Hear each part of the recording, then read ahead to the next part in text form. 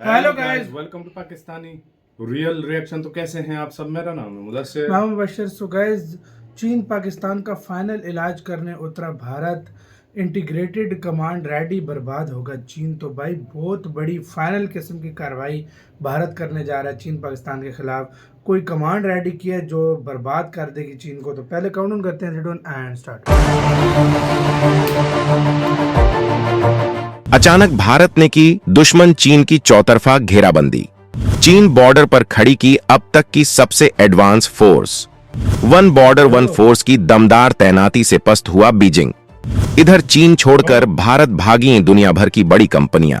दोस्तों, भारत चीन के बीच भीषण तनातनी है, लेकिन भारत अपने दुश्मन के इलाज के लिए किसी एक रणनीति पर काम नहीं कर रहा है, बल्कि अपने आप को सुपर पावर मानने वाले बीजिंग को सबक सिखाने के लिए उसकी चौतरफा घेराबंदी कर रहा है। भारत ने उसके इलाज के लिए अब सुरक्षा बलों के सबसे एडवांस फार्मूले को चीनी बॉर्डर पर तैनात करने का प्लान बनाया है, जिसमें तीनों सेनाओं के भयंकर लड़ाके अत्याधुनिक क्षमताओं से लैस होकर दुश्मन का फन कुचलने का काम करेंगे। लेकिन चीन की तबाही का इंतजाम केवल इतना ही नहीं है, बल्कि चीन को जड़ से उखाड़ने के लिए भारत उसकी इकोनॉमी को डुबोने का काम कर रहा है। इसके लिए अमेरिका भी भारत को मदद कर रहा है, जिसके तहत एक साथ सैकड़ों कंपनियां चीन को छोड़ भारत आने को तैयार हैं, जिससे भारत में लाखों करोड़ का निवेश आने वाला है, जबकि लाखों लोगों को रोजगार भी मिलेगा और भारत की इकोनॉमी जल्द ही 10 लाख करोड़ डॉलर तक पहुंच जाएगी। आपको इन चौंकाने वाले आंकड़ों पर यकीन नहीं हो रहा होगा,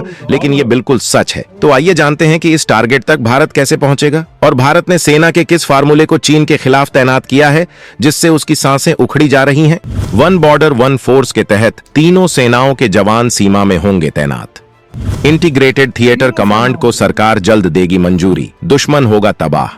आर्थिक मोर्चे पर चीन का दिवाला निकालने के लिए भारत अमेरिका ने की डील। भारत जहां चीन के खिलाफ अपनी जंगी रणनीतियों को मजबूत कर रहा है, तमाम तैयारियां कर रहा है, वहीं वो चीन की ताकत, उसकी इकोनॉमी को तबाह करने में लगा हुआ है। भारत इसके तहत चीन में अपना बिजनेस फैलाकर बैठी तमाम कंपनियों को भारत आने का न्योता दे रहा है, जबकि उन्हें तमाम ऑफर भी दे रहा है, जिसकी वजह से भारत दुनिया भर के निवेशकों की पहली पसंद बनता जा रहा है। आर्थिक मोर्चे पर चीन की तबाही के भारत के प्लान के बारे में हम बात करेंगे, लेकिन इससे पहले जानते हैं कि भारत किस इंटीग्रेटेड थिएटर कमांड को डिप्लॉय करने जा रहा है और इससे क्या फायदा होगा।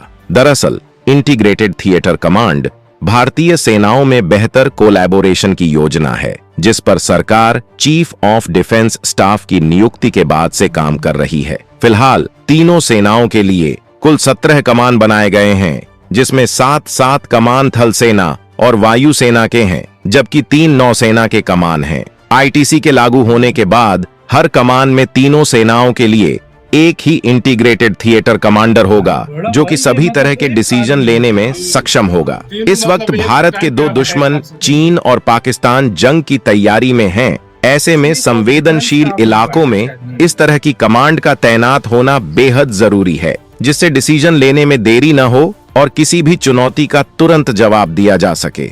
भारत एक विशाल देश है। चीन पाकिस्तान के साथ भारत बड़ी सीमा साझा करता है। ऐसे में केवल एक व्यक्ति के हाथ में अधिकार होने से डिसीजन में देरी खतरनाक न बन जाए, इस वजह से ये फैसला किया गया है। जबकि जंग में तीनों कमांड की जरूरत पड़ सकती है, इस वजह से तीनों सेनाओं के जाबांजों को इसमें शामिल किया जाएगा। भारत के अलावा दुनिया के कई देश इस तरह की फोर्स तैनात कर चुके हैं। अमेरिका में सबसे पहले थिएटर कमांड बनाए गए थे और इस वक्त 6 जियोग्राफिकल और 4 फंक्शनल कमांड हैं।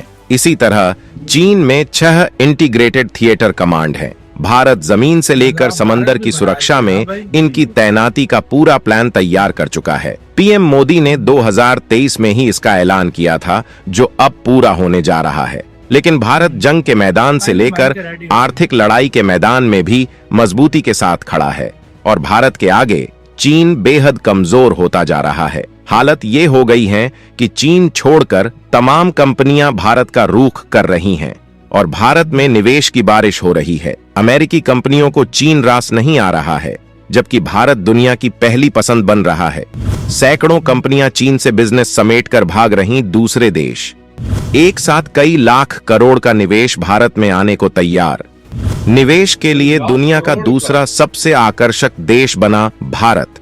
अमेरिका और चीन में भयंकर तनातनी है, जिसका सीधा असर दोनों के कारोबारी रिश्तों पर भी पड़ रहा है। जबकि चीन की इकोनॉमी बेहद सुस्ती के दौर से गुजर रही है, जबकि इस वक्त भारत और अमेरिका के रिश्ते लगातार मजबूत हो रहे हैं। ऐसे में अब चीन में अपना कारोबार फैलाकर बैठी अमेरिकी कंपनियां चीन से बाहर निकलकर भारत आने को बेताब हैं। इसकी बड़ी वजह यह है कि जिस तरह से रूस यूक्रेन जंग के बाद अमेरिका ने तमाम रूसी कंपनियों पर बैन लगा दिया था और संपत्ति जब्त कर ली थी, ऐसी हालत में चीन भी ऐसा कदम अमेरिका के खिलाफ उठा सकता है। ये खतरा अमेरिकी कंपनियों पर मंडरा रहा है, जबकि भारत और अमेरिका पक्के दोस्त बन चुके हैं। इस वजह से उन्हें भारत ज्यादा कंफर्टेबल लग रहा है, जबकि भारत विदेशी निवेश को आमंत्रित करने के लिए मजबूत कदम उठा रहा है। नियमों को लचीला बनाया गया है, जरूरत के हिसाब से टैक्स में छूट दी जा रही है। इसी वजह से जल्द ही 15 से ज्यादा अमेरिकी कंपनियां भारत में निवेश करने वाली हैं। इसी के साथ यार वीडियो खत्म। तो भाई साहब थिएटर कमांड बना रहा है भारत, आप अंदाजा लगाओ। ये वो चीज है कि मतलब वन भाई एक आर्मी फुल एक हो जाएगी। अक्सर 2-3 आर्मी होती है ना, नेवी मतलब इंडियन आर्मी और जो एयरफोर्स है वो एक ही हो जाएगी, और उस सबको मिला के मतलब एक कंबाइन फोर्स बनेगी। इन तीनों से मिला के बॉर्डर के ऊपर जिसको एक ही हैंडल करने वाला लीडर होगा, वो चाहे अपनी कैपेबिलिटीज के ऊपर चुना जाएगा, जो भी हुआ तो भाई साहब। और चीफ ऑफ डिफेंस स्टाफ जो वो तो मतलब हाँ वही करता है, लेकिन आगे भी वो एक चुनेंगे ना भाई। तो मतलब चीफ ऑफ डिफेंस स्टाफ के अंदर होगी, ये बहुत बड़ी यार बात है। और मैं सबसे पहले आपसे एक क्वेश्चन पूछना चाहता हूँ कि यार कितना टाइम इंडिया को लगेगा, कितना कि मतलब आर्थिक तौर पर, सैन्य तौर पर, और मैं कहता हूं एक्सपोर्ट के मामले में इंडिया चाइना को फुल टक्कर जिसको कहते हैं देगा, या बराबर आ जाएगा? आप बताओ आज कमेंट सेक्शन में कि उस इंडिया को कितना टाइम लगेगा। जिस तरह जा रहा है ना भारत, मुझे तो लगता है कि सिर्फ 10 साल इस तरह लगेंगे। मेरी नजर में 20 साल से 10 नहीं, आर्मी के लिहाज से 10 साल में, 10 से 15, आर्थिक लिहाज से तो 15-20 साल लगेंगे, 20 साल से बिल्कुल ऊपर, हाँ। उतना टाइम लगेगा। लेकिन आर्मी के लिहाज से मैं बोल रहा हूँ, जिस तरह टेक्नोलॉजी मतलब ऐसे तो इंडिया की जो आर्मी है वो उससे ज्यादा ब्रेव है, 15-1 साल मतलब जो बहादुर है इंडियन आर्मी के मामले में तो बहुत वो तो अभी से स्ट्रांग है ना। लेकिन टेक्नोलॉजी वाइज मतलब जो आर्मी जो एयरक्राफ्ट हो गए इनके मुताबिक सरपास 10-15 साल में सरपास कर जाएगा चीन को, या टक्कर में आ जाएगा या सरपास कर जाएगा। आपका क्या इस सारे मामले के ऊपर क्या कहना है? अपनी राय दें आप लोग कमेंट सेक्शन में। आप क्या सोचते हैं इस सारे मामले के ऊपर? लाइक कमेंट शेयर सब्सक्राइब करना मत भूलिएगा। तो यार बाय।